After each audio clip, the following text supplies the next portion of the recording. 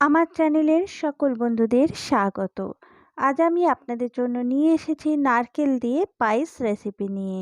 যারা নারকেল পছন্দ করেন তারা এইভাবে নারকেল দিয়ে পায়েস বানিয়ে খেতে পারেন, বেশ ভালো লাগবে খেতে। আমার এইরকম সুন্দর সুন্দর ভিডিও পাওয়ার জন্য সাবস্ক্রাইব করে দিন আর পাশে থাকা বেল আইকন বাটনটি ক্লিক করে অল করে দিন, তাহলে আমার সমস্ত নিত্য নতুন ভিডিও সবার প্রথম আপনার ফোনে পৌঁছে যাবে। তাহলে চলুন নারকেল দিয়ে পায়েস রেসিপির পুরো ভিডিওটা দেখে নেওয়া যাক। নারকেল দিয়ে পায়েস তৈরি করার জন্য সবার প্রথম গ্যাস জ্বালিয়ে দিলাম আর সসপ্যানে দুধ দিয়ে দিচ্ছি 500 গ্রাম। 500 গ্রাম দুধ দিয়ে দিলাম। তেজপাতা ছিঁড়ে দিয়ে দিলাম একটা। দুধ ফুটে গেছে, গ্যাস মিডিয়াম করে দিলাম। দিয়ে গোবিন্দভোগ চাল নিয়েছি 100 গ্রাম। চাল ভালো করে 2 থেকে 3 বার ধুয়ে নিয়েছি। সমস্ত চাল দিয়ে দিলাম দুধের মধ্যে।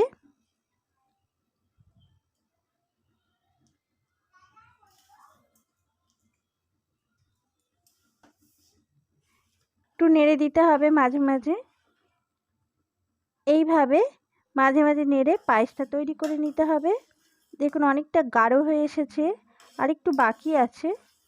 এবারে যখন দেখবেন ভাত পুরোপুরি হয়নি, একটু শক্ত আছে, তখন নারকেল কোড়ানো দিয়ে দেবেন।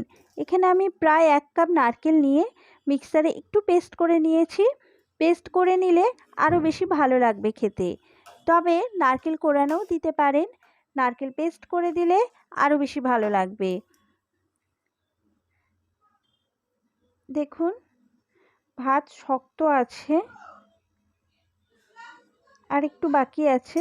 গ্যাসের ফ্লেম একদম লোতে রাখবেন, লোতে রেখে রেডি করে নেবেন। চিনি দিয়ে দিলাম, চিনি আপনাদের টেস্টের মতো দেবেন। এলাচ গুঁড়ো দিয়ে দিলাম, দিয়ে এইভাবে একটু নেড়ে ছেড়ে নেব। আর এই পায়েসটা গাঢ় হলে তবে বেশি ভালো লাগবে, আর সাদা হবে, খুব বেশি লাল হবে না।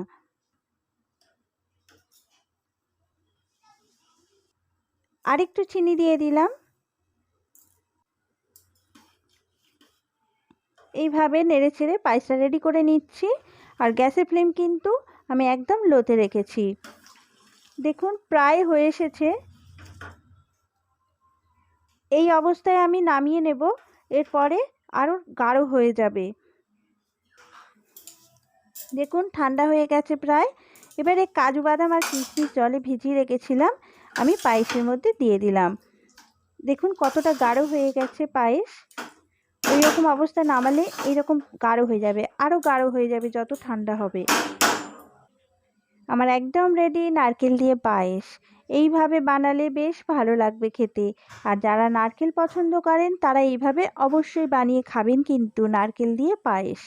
আমার ভিডিওটা যদি আপনাদের ভালো লেগে থাকে লাইক করে দেবেন, আর কমেন্ট বক্সে জানাতে ভুলবেন না কিন্তু। আর বন্ধুদের কাছে শেয়ার করে দেবেন। আজ তবে এই পর্যন্তই। পরবর্তী ভিডিওতে আবার অন্য কোনো রেসিপি নিয়ে আসব। ধন্যবাদ।